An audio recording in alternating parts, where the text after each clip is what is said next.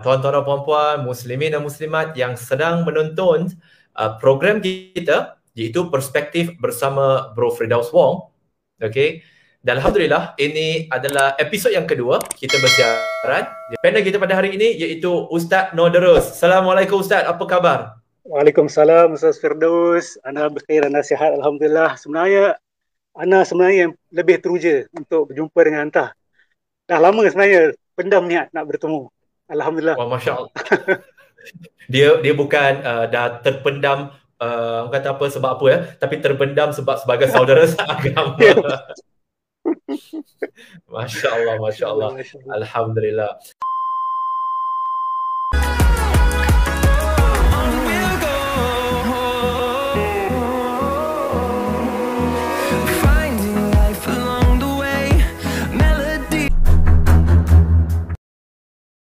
Kita bergalih sikit ke New Age, nanti kita pasangkan kedua-dua ni. Kita kahwinkan pula dengan lepas.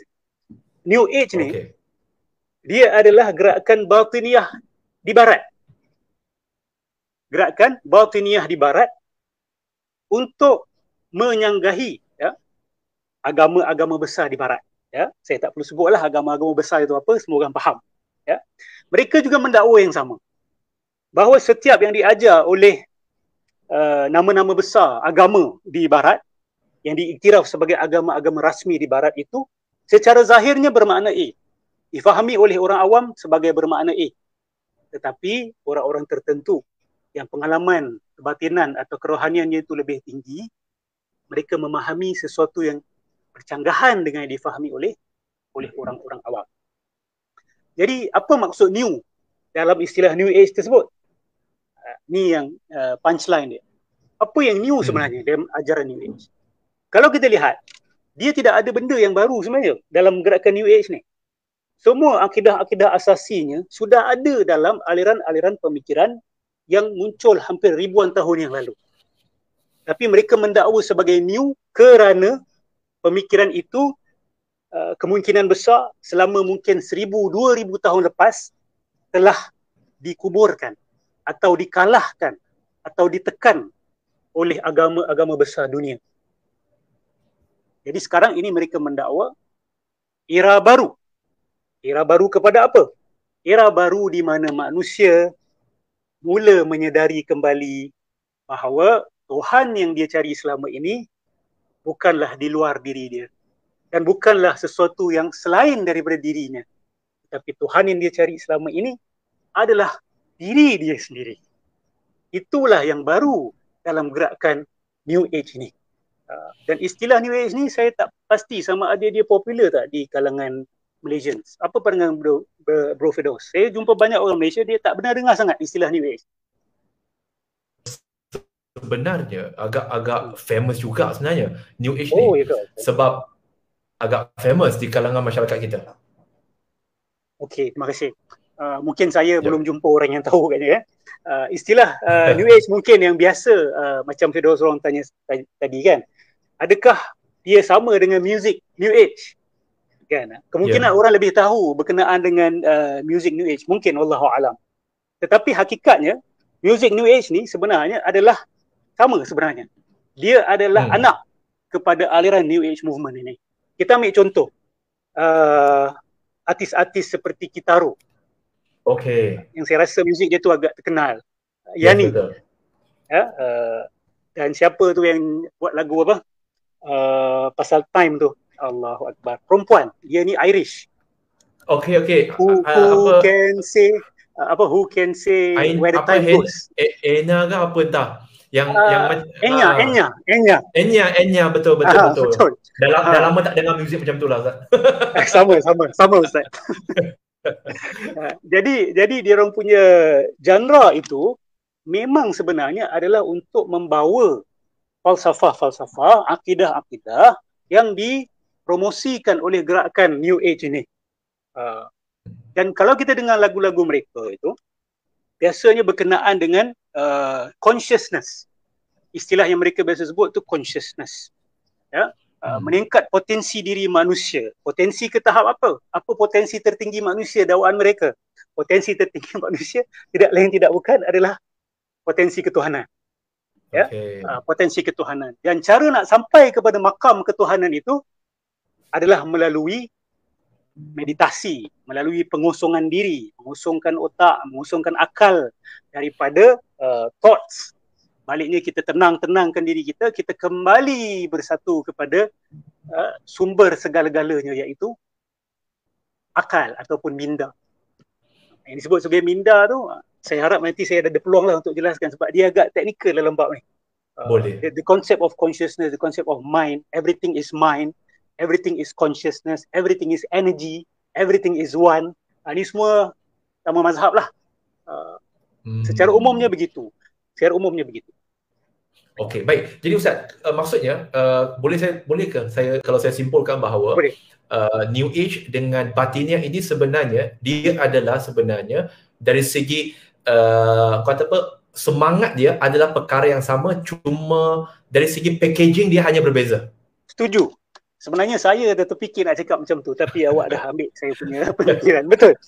Dia Batiniah ni kalau kita lihat, dia packagekan untuk orang-orang yang nak tambah ibadah. Dia rasa tak cukup dengan ibadah dia.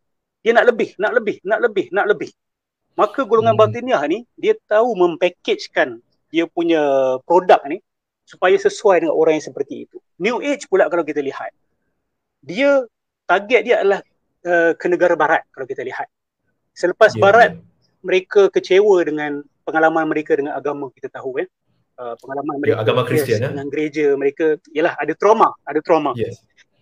Ramai di kalangan mereka yang terus merompat ke arah bertentangan, iaitu jadi ateis ataupun tidak mengambil berat tentang agama langsung.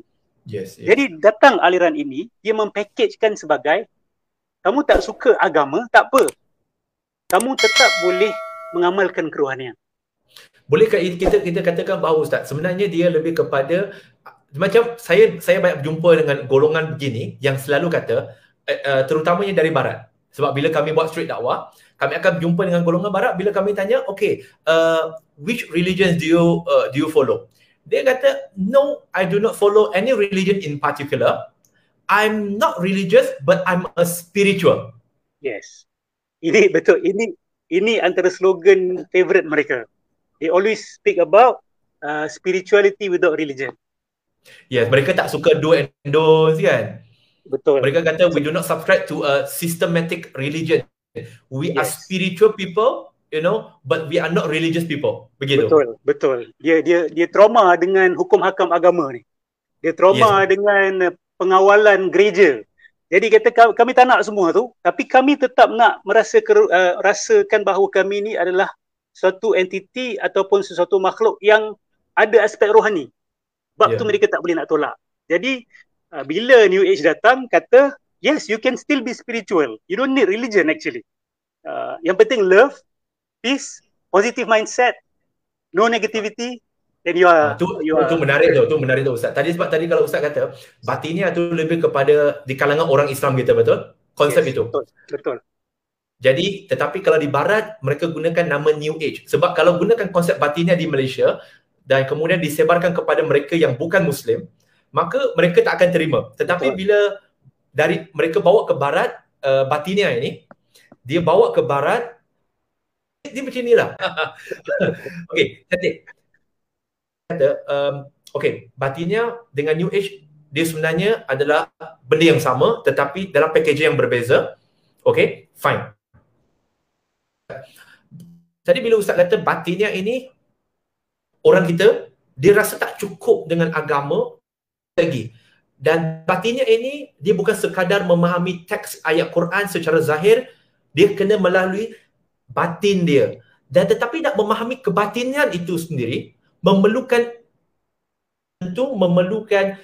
orang-orang tertentu.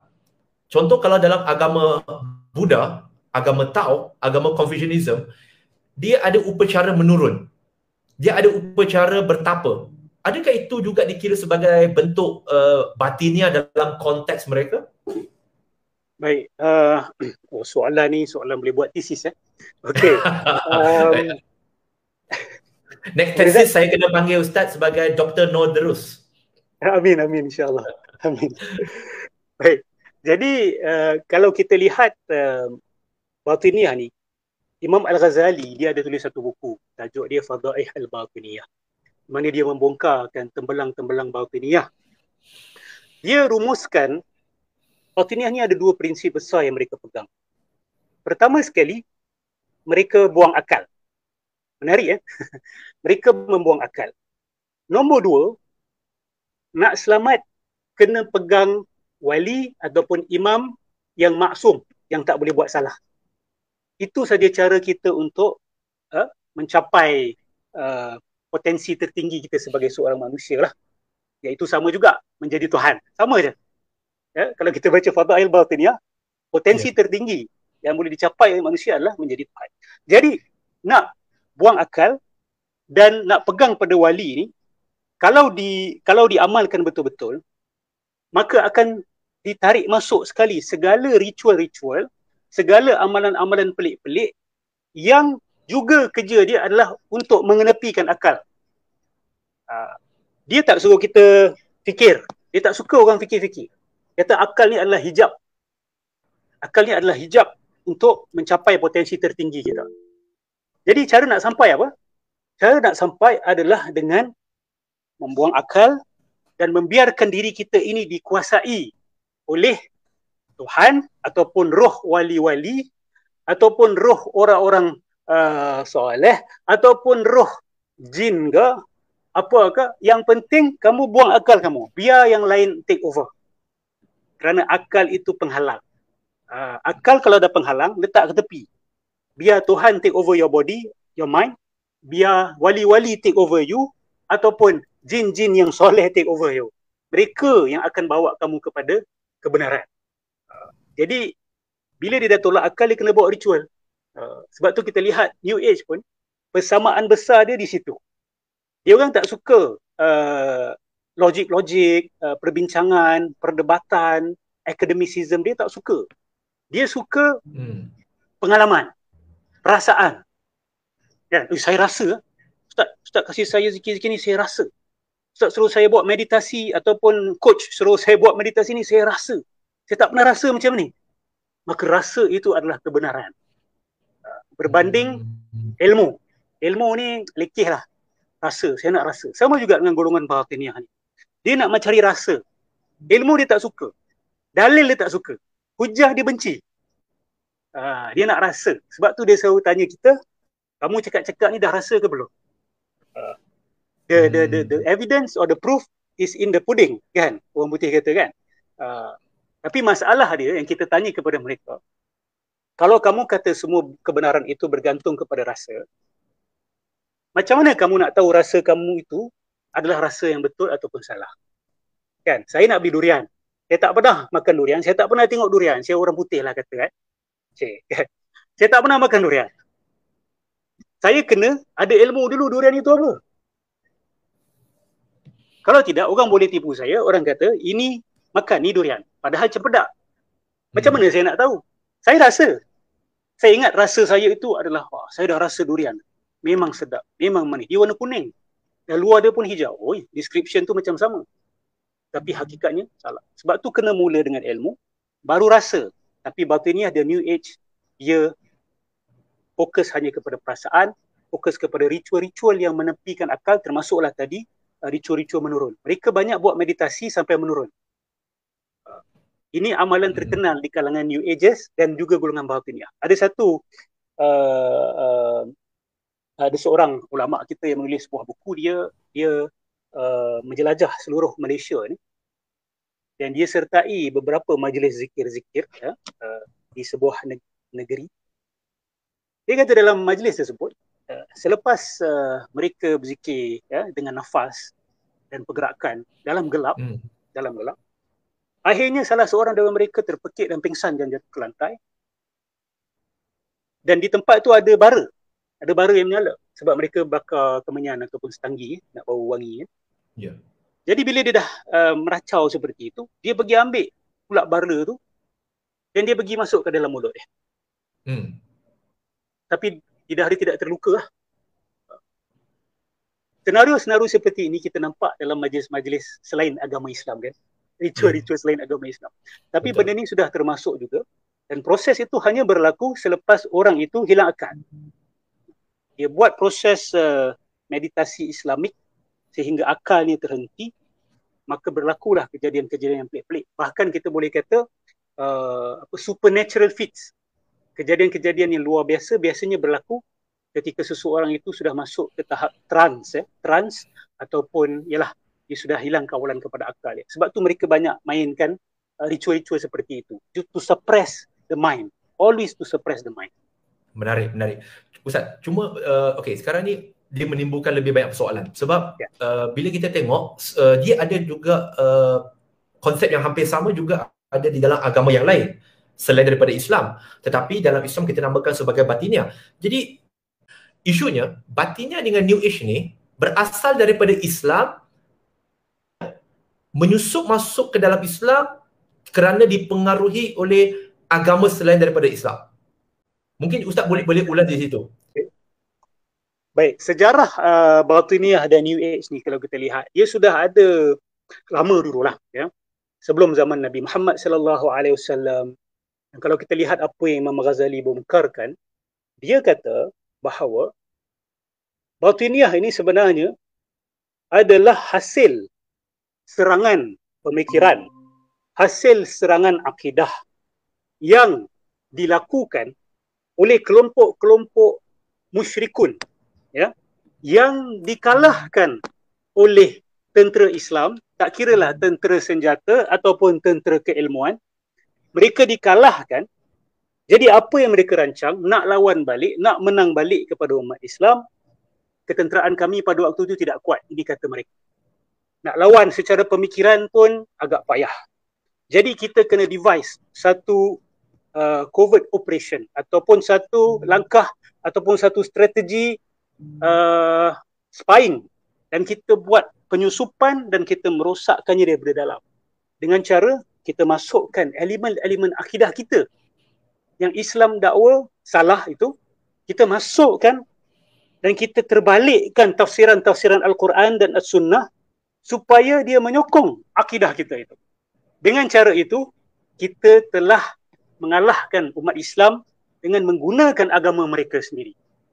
Dan kalau kita lihat, Imam Ghazali sebut tentang agama-agama purba seperti Manichaeism, seperti Zoroastrianism, seperti agama-agama penyembah-penyembah berhala yang lain. Yang kita tahu bila Islam datang ke negara-negara, ke wilayah-wilayah mereka, alhamdulillah Allah Subhanahu Wa Taala memberikan kemenangan atas dasar hujah, atas dasar rahmah, kasih sayang, dan dalam keadaan tertentu terpaksa berlaku pertempuran juga. Gerakan New Age pun dia tidak berbeza. Kalau kita lihat sejarah berlakunya ataupun timbulnya Trinity dalam agama Kristian, kita ambil contoh kita bukan nak mengkritik, kita mencerita sejarah yang juga diakui oleh pakar-pakar sejarah mereka sendiri. Golongan Kristian hanya merasmikan akidah Trinity itu selepas the Nicene Council, kan, pada 325. Baru rasmi dirasmikan oleh sebuah kerajaan ataupun sebuah empire. Sebelum itu berlaku perbezaan pendapat berkenaan dengan hakikat diri Isa ataupun Jesus Christ pada mereka. Apa yang membuatkan Raja Konstantin pada waktu itu mengiyakan pendapat yang mengatakan bahawa Isa ini sebenarnya homo oison. Homo oison ni apa maksud dia? Zat dia sama dengan zat the Father. Dia bukan dua zat yang berbeza. Dia zat yang sama. Tapi different person lah. Ini yang kita sampai hari ini susah nak faham lah. Dan saya rasa takkan boleh faham lah. Kan? Homo oison itu zat yang sama. Bila dikaji, mana Konstantin dan kumpulan dia dapat teori ini? Sedangkan dalam Bible tidak ada. Okay? Mereka mendakwa bahawa ia datang daripada teori Hermeticism. Hermeticism dan Neoplatonism. Ini mungkin perlu ke saya jelaskan? Apa itu Hermetism? Supaya masyarakat kita faham. Sebab saya tak mau nanti diorang apa ni, Hermetism ni ism lah. Hermeticism dan Neoplatonism ni adalah New Age movement di zaman silam, dan dengan nama dan dengan package yang berbeza. tetapi dia punya rukun iman dia sebiji ataupun sejibi. Samalah. Okay? Dia sama, dia tidak ada perbezaan. Nama saja berbeza. Nama saja berbeza. Jadi bila pakar-pakar mereka juga membuat kajian, mereka dapati bahawa macam mana Isa ni boleh dinaikkan makamnya sampai jadi satu zat dengan Tuhan. Mereka dapati menggunakan teori logos, menggunakan teori the first intellect. Logos dan first intellect ni saya tak rasa saya mampu untuk jelaskan secara mudah sekarang ini. Ini mungkin saya biarkan untuk kajian para pendengar.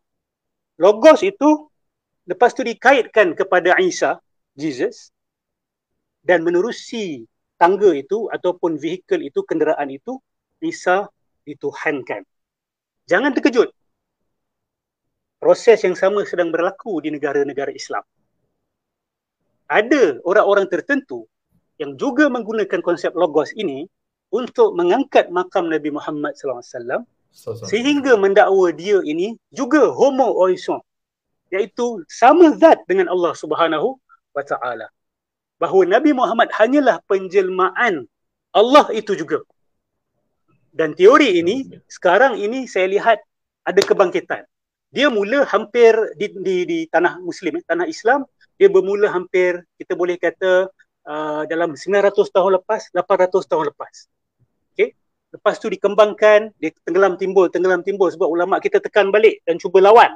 Tapi sekarang kita lihat ada kebangkitan baru. Kebangkitan baru jalan batiniah ini yang juga disokong pula oleh gerakan New Age ini. Dan mereka kalau kita lihat sangat berpengaruh walaupun nampak macam tidak ada kaitan. Orang ramai tak perasan kaitan batiniah ni dengan New Age. Tapi mereka buat kerja yang sama walaupun mereka tidak pernah sebut nama satu sama lain.